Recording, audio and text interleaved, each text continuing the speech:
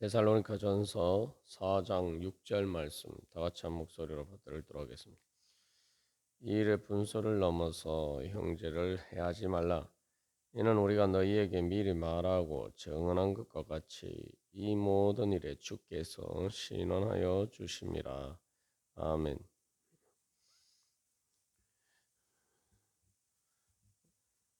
하나님께서는 우리를 거룩하신 뜻을 따라서 인도해 주시기를 원하십니다.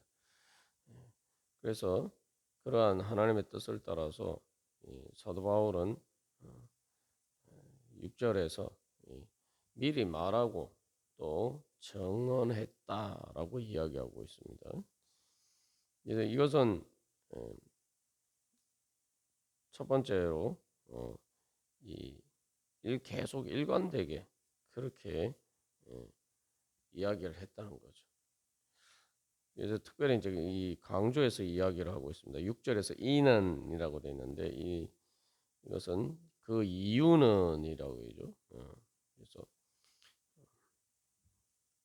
그래서 사도 바울이 그 모든 일에 대해서 잘못된 욕망의 격정을 다루고 또 그 엄난을 버리는 것, 또 세욕과 그 탐욕을 버리고 분수를 넘어서 형제를 해하는 이 모든 일들에 대해서 계속 그렇게 가르치고 또한 경고를 했다는 것을 강조하고 있습니다. 왜 그러냐면은 이것은 이제 우리의 정체성과 관련된 결정적으로 중요한 문제이기 때문에 다시 말해 하나님 나라 백성으로서 내가 어떻게 구별되게 살아갈 수 있느냐, 하나님 나라 백성으로서 그렇게 살아갈 수 있느냐. 그렇기 때문에 이것은 또한 우리가 죽느냐 사느냐는 문제죠. 그러니까 다시 말하면 하나님 나라의 백성의 정체성을 지킨다는 것은 내가 구원받는다는 문제. 내가 구원받을 수 있느냐. 우리가 뭐 구원받지 못할 것 같으면 예수님을 왜 믿겠습니까? 예, 정말 예수님을 올바로 믿고 하나님 나라의 백성으로서 하나님 나라에 들어갈 수 있는 그러한 하나님의 백성으로서의 정체성을 지키고 그것을 통해서 구원 받기 위한 문제이기 때문에 구원과 관련된 문제이기 때문에 그리고 또한 뭐 한 번만 이야기하면 되는데 왜 계속 이야기를 하느냐 이 세상에서 자꾸 살다 보면은 우리의 가치 기준이 자꾸 흐려질 때가 많습니다. 이 경계선이 희미해질 때가 많아요. 왜냐하면은 그 세상 속에서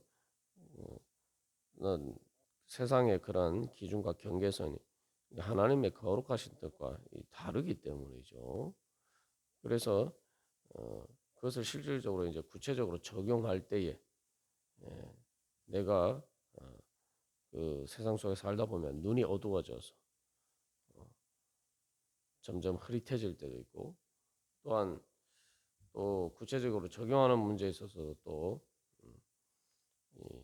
그런 계속 그 세상의 영향을 받기 때문입니다.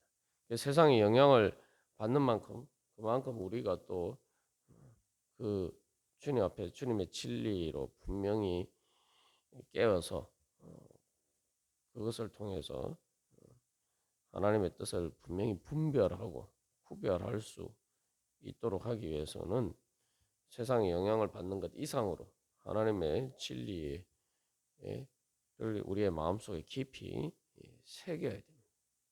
이러한 일들은 이제 계속 우리가 신앙생활 하면서 지켜야 되는 문제들이죠. 그래서 우리가 너희에게 미리 말하고 정언한 것과 같이라고 하는데 그 다음에 원문에는 정말이라는 말이 있어서 이제 강조가 되고 있어요. 그렇게 계속 일관되게 그렇게 증거를 했다. 그래서 여기서 이제 미리 말하고 정언했다는 것은 이제 과거에 이제 사실을 이야기하고 있어요. 그래서 바울이 데살로니가에 있었을 때 바로 그렇게 이야기하지 않았느냐. 응? 그런데 그것을 또다시 이렇게 반복해서 강조한다는 거죠. 어떻게 보면은 처음 예수를 믿을 때에 에, 그리스도의 정체성과 관련된 기본적인 그런 문제들입니다. 우리가 오늘날에 이제 적용해 보면은 이런 문제들은 에, 처음에 예수님 믿고 세례 받을 때에 어, 정리해야 될 문제들이죠. 그러니까 세례를 받기 위해서 준비를 할 때 우리가 해야 될 가장 중요한 일이 회개하는 일입니다. 그러니까 내가 이제 이 세상 사람이 아닌 하나님의 백성으로 하나님의 자녀로 살기 위해서 하나님의 나라의 법이 무엇인지 우리가 분명히 그래서 배우고 또 그것에 저촉되는 또한 이러한 문제들에 대해서는 그때 회개하고 이제 정리를 해야 되는 문제. 어떻게 보면 이게 상당히 이제 초보적인 문제입니다만 그러나 그것에 대해서 또다시 이제 강조해서 이야기를 하고 있다는 거죠. 그러니까 이걸 보면은 뭐 여기에 대해서 이제 여러 가지 견해들이 있습니다만 사도 바울이 이미 미리 말하고 정언했는데 왜 여기서 다시 이야기를 하느냐. 아마도 이제 데살로니가 교회 안에 여러 가지 다시 이런 문제들이 대두가 되었기 때문에 그렇죠. 그래서 디모데가 데살로니가에서 다녀와서 전한 그 소식에 따라서 이러한 부분들을 다시 이렇게 강조해서 이야기를 하고 분명히 할 필요가 있었기 때문에 우리가 생각할 때 아유 뭐 너무 당연한 거 아니냐 우리가 이렇게 생각합니다. 아주 뭐 어떻게 보면은 뭐 음란과 관련된 문제라는 이런 모든 문제들이 당연한 문제 아니냐 너무 초보적인 문제가 아니냐 이렇게 이제 생각합니다. 근데 이게 초보적인 문제인 것 같은데 우리가 이제 성경 말씀을 보면은 어, 결코 초보적인 문제가 또 아니에요. 그 내용 자체는 신앙의 기준에 비춰보면 초보적인 문제입니다만 어떻게 보면 신앙의 상식에 비춰 당연한 것인데 많은 경우 그게 당연하지 않을 때가 많다는 거죠. 그 대표적으로 이제 다윗 왕도 보면 그렇죠. 다윗이 보면은 어렸을 때 예, 이러한 일에 대해서 범죄를 한 게 아니에요. 여기 말하는 분수를 넘어 어, 음란고도 마찬가지고 또 잘못된 욕망의 격정을 따르는 문제, 또 분수를 넘어서 형제를 해하는 문제. 이런 일들이 다윗이 어렸을 때, 또 연단의 과정에 있었을 때에 이러한 잘못을 범하지 않았습니다. 그러나 정작 그가 모든 연단의 과정을 거치고 난 다음에 하나님께서 주신 은혜 가운데 왕이 되고 모든 것들이 이렇게 안정되었을 때에 바로 그 바세바를 통해서 이러한 일들을 하게 되죠. 실제로 분수를 넘어서 형제를 해하는 일을 하게 되죠. 그래서 우리아 안에 바세바를 취하고 그것이 탄로날까봐 그것을 감추기 위해서 이렇게 여러 가지 조작을 하다가 안 되니까 결국은 그 우리아를 죽입니다. 다윗이 그런 범죄를 저지른 일이 어, 우리가 생각하는 것처럼 뭐 처음 오늘날 우리와 비교해보면 뭐 처음 세례받을 때 이런 게 아니고 정말 모든 연단의 과정을 다 거친 후에 그 그런 일을 문제가 발생되었다는 거죠. 뭐 성경에 보면은 사울도 마찬가지죠.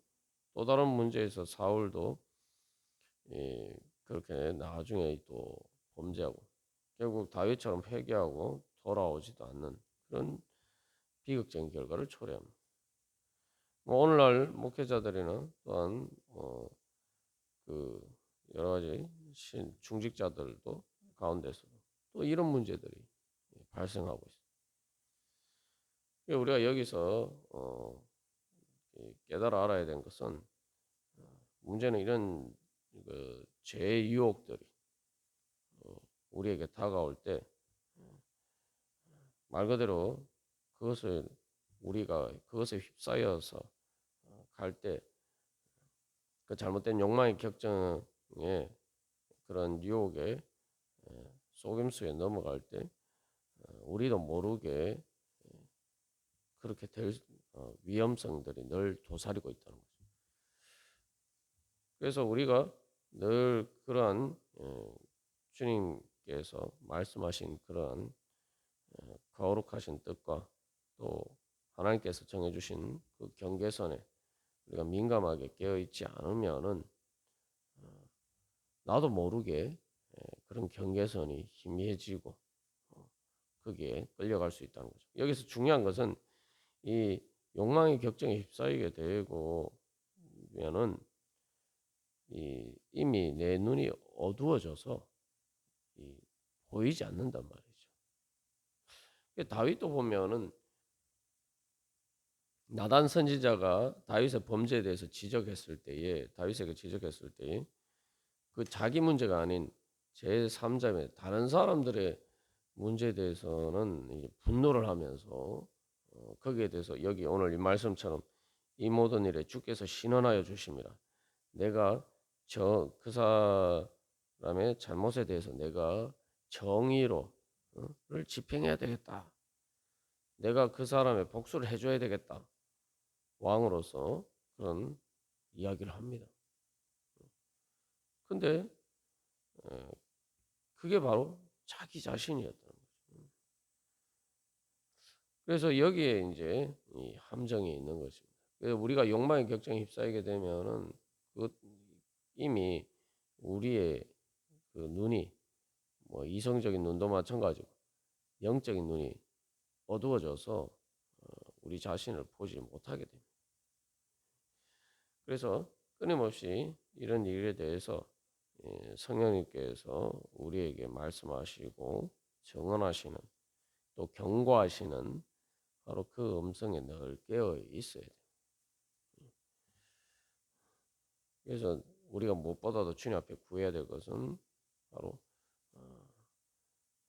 주님께서 주시는 진리의 빛 가운데 또 정의의 빛 가운데 우리가 무엇보다도 우리 자신을 잘 비춰보고 또한 주님의 거룩하신 뜻을 따를 수 있도록 구하는 것입니다. 그래서 이러한 부분들에 있어 이제 세상의 영향들이 계속 많기 때문에 중요한 것은 그 이상으로 우리가 하나님과의 관계 속에서 또 무엇보다도 하나님의 그 거룩하심을 따르고자 하는 그런 열망을 이 세상의 그런 유혹보다 더 강할 수 있도록 우리 자신을 영적으로 건강하게 우리의 영적인 건강을 유지해야 됩니다. 그래서 한 걸음 더 나아가서 다윗도 이제 그 안일하게 있을 때에 이제 그런 문제에 빠지게 됐죠. 그래서 우리가 이 어떤 내 이렇게 현실적으로 어려운 문제들이 해결되고 평안할 때에 그냥 거기에 이렇게 주저앉아 있는 것이 아니라 이제는 거룩한 뜻을 하나님의 거룩하신 뜻을 따라서 단순히 무엇을 하지 말아야 되는 이런 수준에 머물러 있는 것이 아니라 내가 어떻게 하면 하나님의 거룩하신 뜻을 따라서 주님의 뜻을 이루어 갈 것인가. 이제 적극적으로 내가 주님을 하나님이 기뻐하시는 뜻을 따라서 어떻게 행할 수 있느냐. 그래서 4장 1절에서 이야기하는 것처럼 너희가 행하는 바라 더욱 많이 힘써라 라고 이야기한 것처럼 이제 더 적극적으로 우리가 하나님께서 주신 거룩하신 뜻을 이루고자 하는 그러한 사명에 가지고 우리가 더욱더 지극히 거룩한 하나님의 뜻을 이루기 위해서 우리가 힘쓰고 애쓰고 그렇게 우리가 달려갈 때에 우리가 건강할 수가 있을 것입니다. 그래서 이제 자전거도 보면은 달리지 않으면 어떻게 됩니까? 넘어지죠. 그게 피곤 뭐 계속 그렇게 깨어 있는다는 게 피곤한 것처럼 느껴지지만 사실은 이 자전거가 달릴 때 우리는 그 달리는 기쁨이 있죠. 거기에서 이제 자유와 기쁨이 있습니다. 우리가 바로 그래서 많은 사람들이 이제 자전거 타는 것을 즐기는데 우리가 주님의 거룩하신 뜻을 따라서 하나님의 을 바라보면서 달려가는 그러한 신앙생활을 할 때에 우리가 우리 자신을 건강하게 또 우리의 선을 분명하게 예, 지키면서 우리가 신앙생활을 할 수가 있을 것입니다. 그래서 이 우리가 거룩하신 뜻을 따라서 힘쓰고 애쓰고 행하면은 이제 우리의 정체성이 더 분명해지는 거죠. 그러면 선이 더 분명해지는 거예요. 그래서 단순히 뭐 하지 말아야 될 것을 이야기하는 것은 우리가 지난번에 나눈 것처럼 경계선에 있는 거예요. 경계선에서 아슬아슬하게 머물러 있는 거죠. 그러나 이제 우리가 적극적으로 하나님의 거룩하신 뜻을 행하면은 이제 우리의 정체성이 분명해지면서 우리가 그 경계선에서 아슬아슬하게 머물러 있는 수준이 아니라 그 중심에 계신 하나님의 은혜 보좌 앞에 나가서 우리가 오히려 왕 같은 제사장으로서 단순히 세상에 영향을 받는 것이 아니라 오히려 세상에 선한 영향력을 끼치고 또 세상 가운데 하나님의 빛이 되어서 그렇게 주님의 영광을 드러내는 그러한 자리에 설 수가 있게 됩니다. 그래서 이 거룩한다는 것도 우리가 보면은 단순히 이제 그 경계선에 아슬아슬하게 머물러 있는 것은 부정한 자리에 있느냐 아니면 정결한 자리에 있느냐 그런 이제 문제죠. 근데 어, 레위기를 보면은 이 거룩의 단계를 보면은 그렇게 예, 정결한다고 해서 다 되는 게 아니에요. 우리가 세상 육신의 건강도 마찬가지지 않습니까? 내가 어떤 세균에 감염되고 바이러스에 감염이 안 되었다고 해서 그것이 반드시 건강한 건 아닙니다. 건강하려면 우리가 운동을 해서 이 근력을 키우고 그러니까 힘을 얻어야 돼. 뭐 세균과 바이러스에 감염이 안 됐다고 해서 내가 그 힘을 얻는 힘이 생기는 건 아닙니다. 병에 안 걸릴 뿐이죠. 그 부정과 정결의 문제도 그런 거예요. 우리가 한 걸음 더 나가서 이제 건강하려면은 이제 운동을 해야 되는 것처럼 우리가 영적으로도 마찬가지. 그래서 이 정결한 단계는 이스라엘 백성들의 이제 하나 백성들이 사는 그러한 진영의 문제죠. 거기에 머물러 있는 것인데 그것은 부정한 것과의 경계선 바로 안쪽에 있어요. 그러나 이제 거기서 한 걸음 더 나가서 이제 이 제사장들은 성소 안에서 일어납니다. 그 성소는 또 이스라엘 백성들이 사는 곳과 하나님의 성소의 사이에 또 경계선이 있죠. 그 경계선 안에 살아요. 이게 부정한 것과의 경계선보다 한 차원 높은 차원이죠. 그래서 그 경계선에 안에 머물러 있는 게 성소 안에 있는 거예요. 그걸 이제 거룩한 것이라고 이야기합니다. 이게 거기에 이제 제단에서 하나님께 제사를 드리는 거죠. 우리의 삶을 그렇게 하나님께 거룩한 선제사로 드리면은 우리가 이제 부정과 정결한 것에 아슬아슬한 그 경계선에 머물러 있는 것이 아니라 그것과 완전히 한 차원 더 안으로 해서 이게 거룩한 자리에 머물러야 되고 거기서 한 걸음 더 나가서 이제 성소 안에 지성소 가운데 나가게 되면은 지극히 거룩한 곳으로 나가게 됩니다. 그래서 이 그런 이제 단계들이 있는 것처럼 부정한 거, 그다음에 정결한 거, 그다음에 거룩한 거, 그리고 또 지극히 거룩한 거. 그래서 이 그것처럼 우리가 이 하나님의 은혜 보좌 앞에 또 우리가 영적으로 하나님의 은혜 보좌 앞에 나아가서 하나님께 더 가까이 나아가서 또한 하나님 앞에서 우리가 더 영적으로 더욱더 성장해서 단순히 거룩할 뿐만 아니라 지극히 거룩한 능력을 얻는 자리까지 나가야 된다. 그러면 이게 아슬아슬한 그 경계선을 머무르는 것을 넘어서 우리가 완전히 안전하게 하나님의 그 은혜 안에 들어가서 살 수가 있는 것이죠. 그래서 어떻게 보면 이제 정결하고 부정한 것과의 경계선, 정결한 것과 거룩한 것의 경계선, 그리고 거룩한 것과 지극히 거룩한 것의 경계선. 이렇게 우리가 이제 이 선을 넘어서 반대쪽으로 부정한 쪽으로 나가는 것이 아니라 우리가 점점 영적으로 성장해서 정결한 것에서 거룩에서 지극히 거룩한 그런 자리까지 오히려 반대로 이제 우리가 하나님을 향해서 그 더 가까이 가는 그러한 우리의 신앙의 여정 가운데 있을 때에 우리가 이제는 하나님의 은혜 가운데 더욱더 날마다 충만해지는 그러한 삶을 살 수가 있을 것입니다.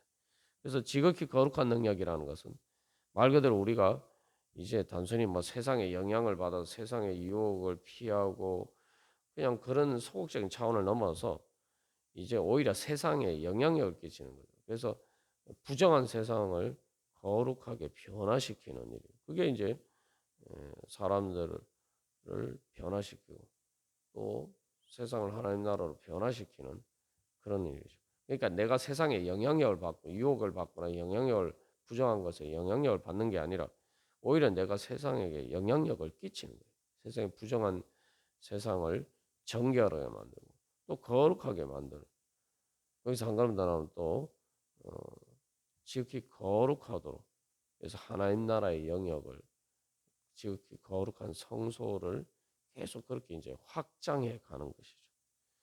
이제 우리가 바로 그러한 거룩한 갈망을 가지고 우리가 오늘도 힘차게 달려가는 가운데 하나님의 은혜의 지경을 우리가 새롭게 나아가기를 간절히 소망합니다. 다 같이 기도드리시겠습니다.